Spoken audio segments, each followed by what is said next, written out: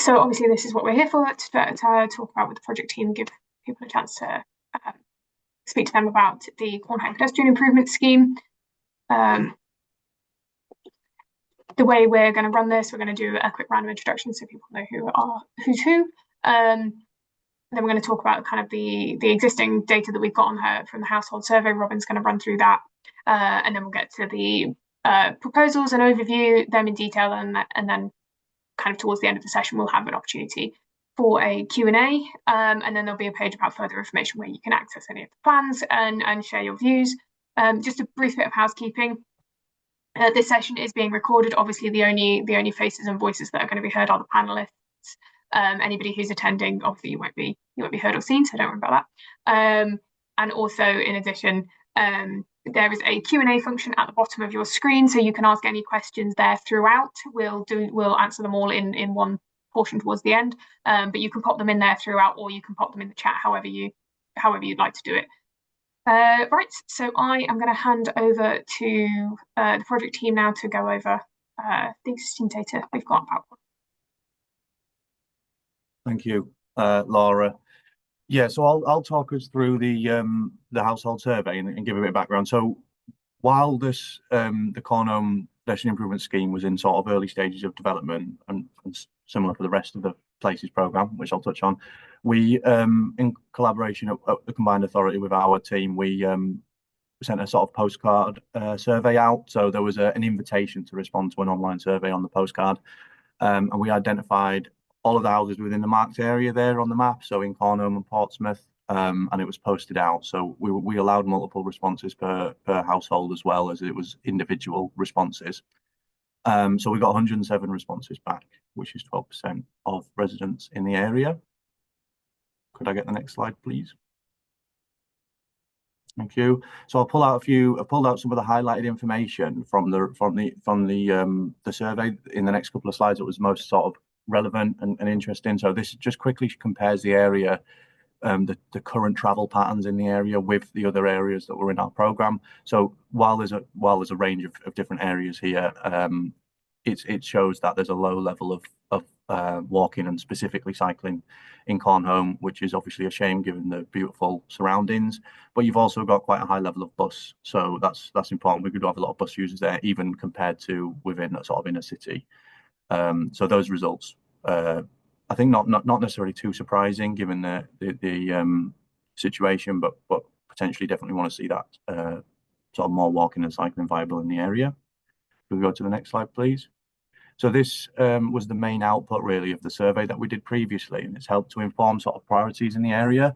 So what you see down here is for each of the statements on the right that we asked people in the survey, we asked them to rank their opinion on how strongly they agreed or disagreed. So this is then converted into basically a score. So the score that you see here is how much the people in the area, this 107 respondents, agree with these statements. So if it's positive, so you see the most strongly agreed with statement is that my local area is pleasant for walking, and we've got a sort of positive score of plus 1.15. So those numbers represent on the 0 to 5 scale how important people ranked it. That's the overall balance above average. So worth going through a few of these perceptions that we got from the area and seeing if this chimes. Worth just pointing out how well put this in context. So with the survey engagement, that survey was part of the engagement that we're doing now. We've referenced some of these priorities, and we've said how this perception of the area is going to inform the interventions going forward. But now in the current engagement, there's actually an opportunity for people to suggest which measures they think will work, and suggest new ones. So this is just the sort of principles in the area that we started with. We've got most people disagreeing that walking is unsafe because of traffic, although it's a narrow view, so we had a mixed opinion on that. A small section of people agree, small majority of people agree traffic noise is a problem in the area. The majority of residents, a strong majority of residents feel like there's not enough safe places to cross the road. So that informs the fact that we've got crossings in the programme. Most people, although it's a smaller majority, agreed that paths and pavements are not in good condition. Only a very small sort of balance in favour of people saying that the area is unsafe because of crime. So quite a neutral perspective on that. However, most people feel strongly that people do not drive at an appropriate speed. sort of most people feel the area is quite well lit, but it's not the strongest opinion. And then we come down to the one we referenced earlier. So the strongest feeling in the area is it's a very pleasant area. We've had mixed feelings on this in the engagement, and I think realistically it's because of how beautiful the surroundings are, while still some of the infrastructure isn't ideal for walking, and obviously we've identified the lack of crossing points. And then on cycling, it's a very different picture. So while people are saying it's very pleasant for walking, a majority of people disagree it's pleasant for cycling, feeling that it's unpleasant. And then we've got two sort of opinions here. My local area has enough places to stop and rest, and it's safe for children to play, where people disagree, but it's not a particularly strong feeling. So we've had some mixed responses there. And then we're on to the next two most popular views in the area. So people suggesting it's easy to drive around for local trips. And obviously that's in contrast to the cycling experience. And then we've had the mixed results on walking. And then a strong feeling that people often interact with their neighbours. So I think this helps us give us evidence that clearly there's a strong community in the area, and what we can do to bring those people together and reduce the barriers is positive. And then we've got for local trips, I'm likely to leave my car at home. People saying they probably wouldn't, although again, it's not that strong a view. Cycling is unsafe because of traffic, fairly strongly agreed with. And air quality is a problem. People are saying that that's not true. So the traffic isn't resulting in air quality issues. So this sort of established the priorities for us in the area based on obviously what residents feel, and we tried to develop the potential measures around this. Although, like I say, this phase of the consultation is very much about now taking residents' views to shape the final plans, and what's basically what gets carried forward and developed further. Thanks. So we'll go on to sort of detail about the actual plans now. So like I say, we follow on from establishing those principles, and we went through a process of evidence gathering and data gathering and workshops between the Combined Authority and Calderdale Council to identify sort of potential measures. If we go to the next slide, please. So we're the Places programme. So there's 4 schemes from different areas, and Cornholme is the Calderdale scheme. So overall, the programme is aiming to create safer, healthier, and better connected streets. So it's about a combination of making walking and cycling easier and making the areas more pleasant, and then instilling a sort of pride in the area. We identified where there's a high risk of road traffic collisions, and we have seen that pattern in Cornholme. There is serious and even fatalities in the general area over the last 20 years. And we also identified places where there's major roads running through community areas, which make it hard to cross. So Cornholme, again, was prioritised for that reason as a place to spend the money for the budget. So yeah, like I said, we used the workshop process as well as feeding evidence to help come up with this draft plan, but it's worth pointing out that it's still a draft proposal, and this consultation now is about shaping these plans. So we boiled it down to three key issues really that then have 3 priorities, I would say, I suppose, that have informed the measures. So a lack of places to cross the road, long stretches in the village with no footpath or unsuitable footpath, and unenclosed livestock around the wreck opposite the school, which residents have reported back to us. So 2 sort of key hotspots for the interventions are around the Vale Baptist Church in the east, and around that Cornholme Junior and Infant School in the west, and the wreck where we have the livestock as well.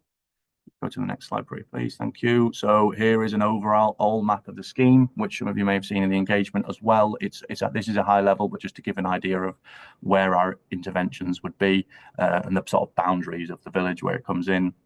So on the sort of entrance and exit to the village, there is existing national speed limit signs, and one of our plans is to introduce what they call gateway features, so features to slow speed as people transition down from the national speed limit into the village to help reduce that speed on the way in.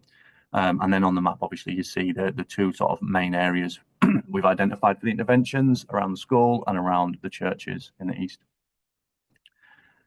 See the next one, please. Thank you. So this focuses around the school on the west. We've highlighted here sort of all the options that we've identified at this point that we may carry through.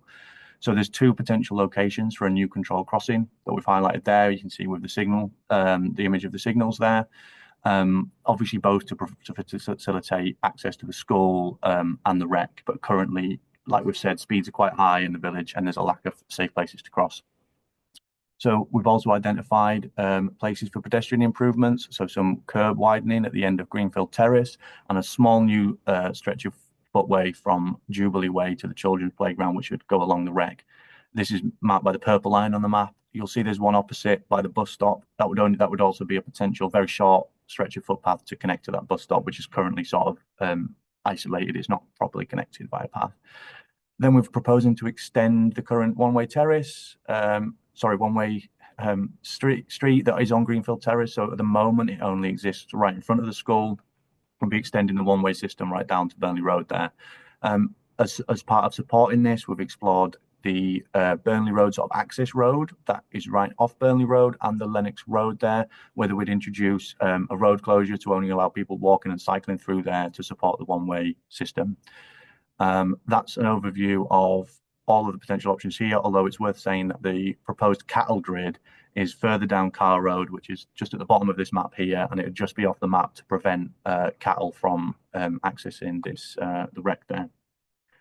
We get the next slide, please. Thank you. So over in the east of the village, we've proposed a series of measures, starting with a new bus stop, which we propose would be on the park, just by the Vale Baptist Church, and we'd better connect this with a new footway that would run along the path where there currently isn't one. We then look to provide a new controlled crossing to get people obviously across the road, but there's a bus stop on the other side of the road there as well, so it would connect you better to access the bus in either direction, and obviously the churches and walking through into town. And then a little bit further down, we're proposing potentially an uncontrolled crossing, which is where the local corner shop is, or near there. We did consider a control crossing, but our highways teams reported there's not enough room between the side streets there to have a full control crossing, is our current understanding. So there's technical issues there. So we're exploring sort of what other options, but yeah, we've identified good solid ground for a crossing at that point as well. So could you pop onto the next slide? I think that covers off our measures. So we've had one drop-in event at the Vale Baptist Church where we've had a lot of interest from the community, which is fantastic, and we're really positive that people are getting involved in the proposals. And generally, I think people are really, really happy that there's work going on in the area. So we're keen to make sure we deliver what the residents want and what chimes. So we've organised a second drop-in to continue engaging with the community, which we're proposing on the 23rd of April between 2 and 6 p.m, which should be the old library in Cornholme. So our project team will be there. Again, we're happy to answer any questions, and we'll also bring paper versions of the survey if you'd like support to go through that and sort of formalise your views. But we can also have a conversation with you, and we take notes and take down those principles as well. So that's a bit of the next steps, and then when the engagement will close on the end of the month on the 30th of April. So we won't take any more comments from there.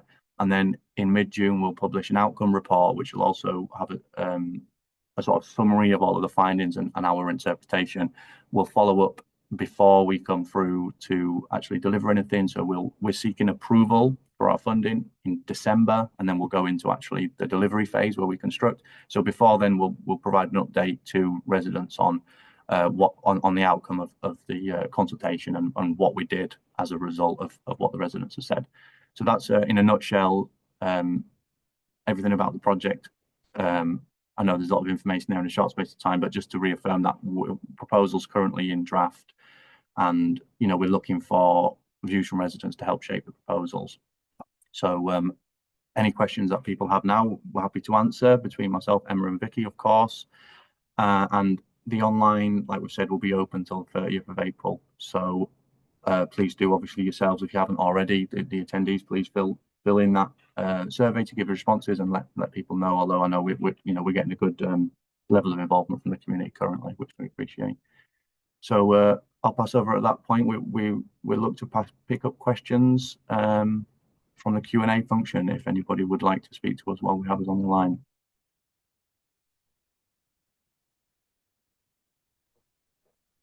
Yeah, I've not had any questions through on the Q&A section as of yet. So if there's anything, I think one's just cropped up. If there's anything people are happy to put in the chat, that's absolutely fine, whichever way you would like to do it. So there's a question here: will it be residents only parking along Greenfield Terrace, Carfield Villas outside the school? So We haven't proposed any changes to the parking arrangements, Emma or Vicky, unless you know something different from the Calderdale side. But currently, we're not proposing that. We're just still proposing the one-way system. I mean, of course, we're assuming that we're not trying to prevent cars from accessing that road, and we're in fact understanding that that's a lot of how kids will get to the school. It's just about the purpose of the system is to reduce, I guess, other traffic that's using the road at those school times to make it more walkable and better for cycling. However, it's not out of scope for the scheme to consider residence permits or residence parking. So if that's something that you feel strongly about either way, please do give us your views on that. We'll consider either options. I don't know if Calderdale colleagues have a view. Yeah, so on that, obviously, if you were interested in doing a residence only street or anything of that nature, generally we take requests for that. And they're sort of viewed internally. So we could do it as part of, like Robin mentioned, as part of the scheme. Thank you. Lovely. We've had a question in from Tina. Where is the questionnaire and how many people have filled it in? Tina, I'm just writing that down for you. So there should be a link coming through now as well. There is also a link at the end of the presentation. So it's the questionnaire can be found on our Your Voice page. So you can look up West Yorkshire Places in Google or Cornholme Pedestrian improvements, and that should find it there for you. But like I said, I will put a link in as a response to the question and in the chat. Alternatively, if you do need would prefer a paper questionnaire, then you can get in contact with us via the Your Voice or one word at westyorks-ca.gov.uk. So you can get in contact with us that way and we can send you one out. Currently, we have 63 online responses. We've also got a stack of paper ones that have yet to be counted, but they will be taken into account as well. And another one in from Cheryl. Please can the crossing near Vale Baptist Church be as far away as possible from houses? She's just thinking about the pipping. Yeah, that's a good point. I mean, could we move the slide back to the Vale Baptist Church? Yeah, of course.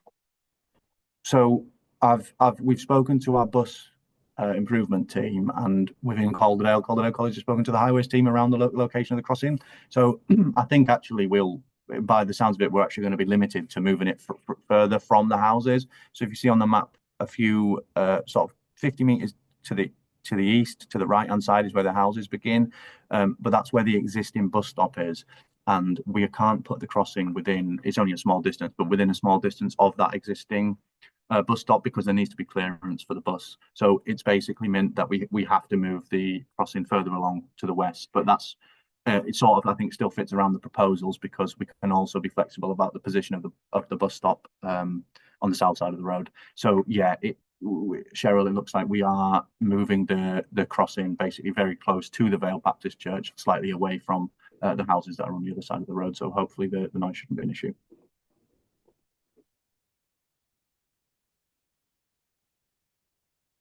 Great. I've not had anything further coming in. Oh, there we go. Now it's scrolled down.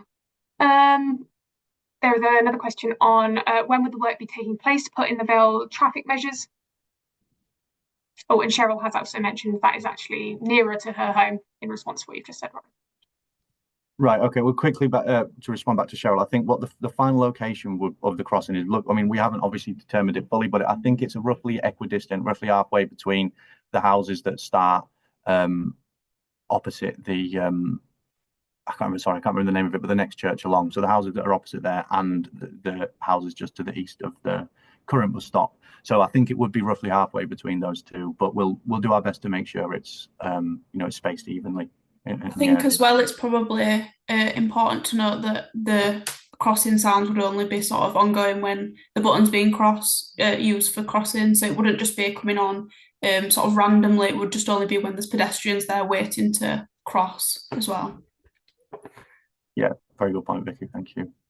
And to respond to Tina, so the delivery window is from January 2026 through to January 2027, but we don't expect the works to take that long. Currently, we haven't sort of commissioned the package of works, so we don't have a specific period of time yet. Well, it will when it will be happening. We will obviously update residents when we've done that, but we'll sort of get the actual contractors who are going to deliver the work on board for a period of time. But we'd expect works to begin in early part of 2026. And to be honest, if all goes to plan, we'd expect them to conclude within sort of 3 to 6 months of that, not taking the full delivery window. But like I say, we'll update residents once delivery timescales are fixed. We'll let you know when the construction is going to take place. There is a comment then in response to that about it being a dodgy place for crossing on that corner coming straight from Burnley. I believe that was what that said. Can we look at the other map for a second, please, Laura? Thank you. Yeah. This So one will be the large one, this one. No, the one opposite the school, please, the zoomed in. Yeah, so I think they'll be referring to this crossing. If you're coming in from Burnley, this will be the first crossing that you'd make.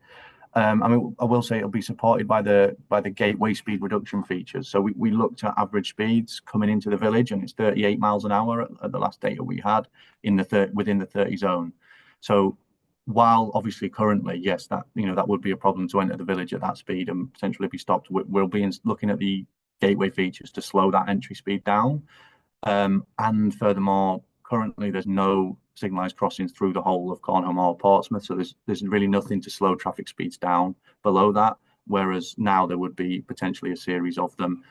But it's a valid point, and obviously things like sightlines are important, so we wouldn't deliver anything without our highways engineer professionals first scoping out the safety of the measures. But yeah, it's a valid point. I just wanted to say that I think that would be supported by the reduction in speed coming through into the village. Sorry, they were referring to the crossing at Vale Church, so I believe this coming around this sharp corner. Right, okay. Well, that's, yeah, coming from that direction, I see. So the points around the slowing of speed isn't valid there, but the point about sightlines from our highways engineers still is. We'll make sure that you can see the crossing from far enough away. But that is a valid point. I think we'll have to flag with our highways engineers whether we need to introduce any sort of measures or reposition the crossing so it could be seen from further away. So yeah, we'll take that on board. That's a good point. Thank you. Lovely. That's the end of the questions at the moment. Please feel free if you've got any further to send them in via the Q&A or through the chat. But while there's none coming through, obviously if they come through, I will go back. This is just for information on further information. What you can find the maps in more detail. You can find a interactive map at the bottom of the Your Voice page to then pin drop where you would put proposed measures or where you would other measures you would propose or any kind of areas of difficulty. And if you need any of the surveys in an alternative format or have any questions at all, please get in contact. You can use the Your Voice email there, the contact number, or free post through there. So if you have a paper survey, you can free post back to us that way as well.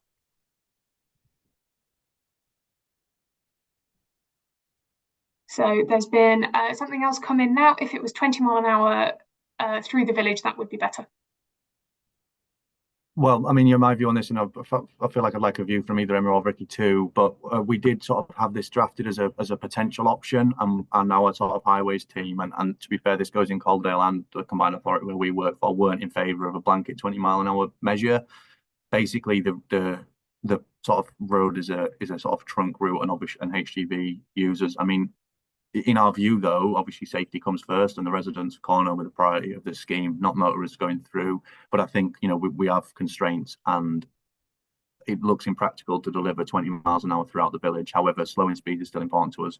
So if you feel like, you'd like to see lower speeds, please do let us know that in the survey, and we're definitely doing what we can. But so Vicky wants to come in.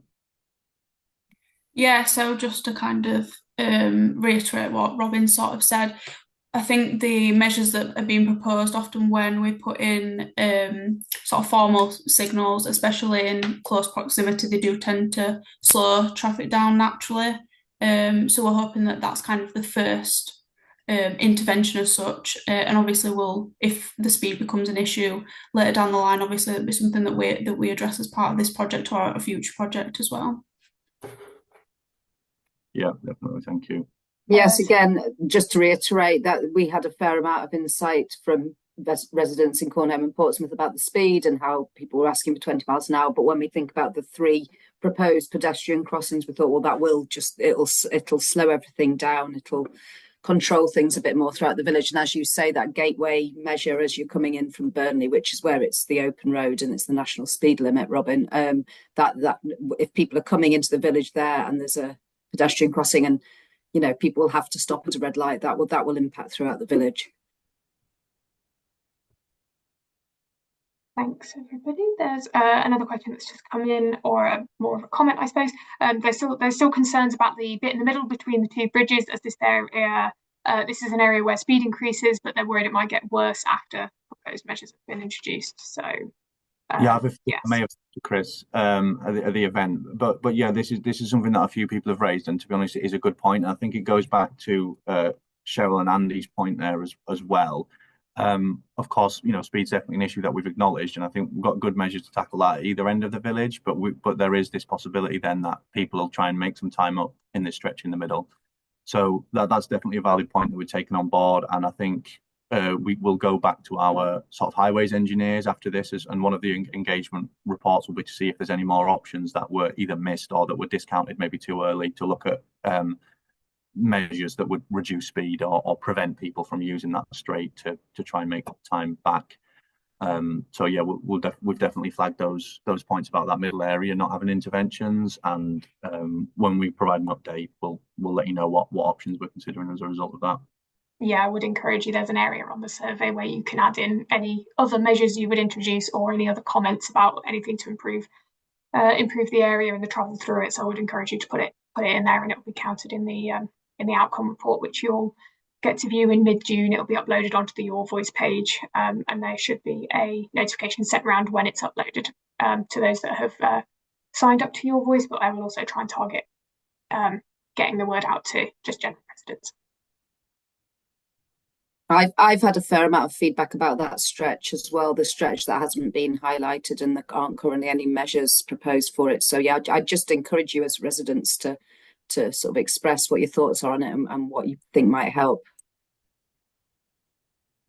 100%. Okie dokie. Well, thank you for popping in your questions. Again, if there's any more, please do pop them in now, or any further comments. But other than that, there we go.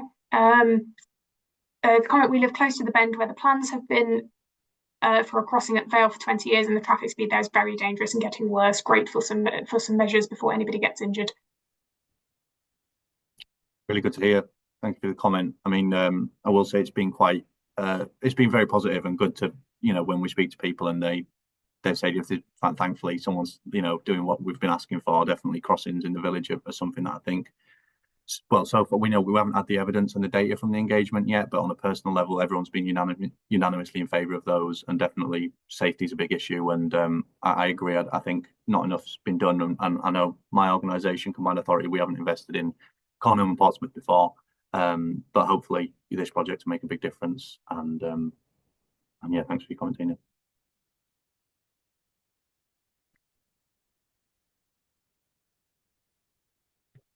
Great, thank you. Let me just have a check, see if there's anything else. Lovely. Right, I have popped in the chat the link through to the Your Voice page there, so you can find anything else. And then just to reiterate as well, we do have another drop-in coming in a couple of weeks, on the 23rd of April, which is a Wednesday. And we've got up until midnight on the 30th of April. Please don't worry if you post any paper ones in on that date. That's okay. I will still get them and they will still be counted. It is the online survey that will close then. I will still count paper surveys as they come in, because we can't all help the postage speeds. Lovely. So other than that, thank you very much for coming, and thank you to the project team for all of your questions and answers. I hope everybody has a really lovely evening. This has been recorded and will be uploaded on Your Voice for those that have missed it. So yes, thank you very much. Have a good rest of your evening.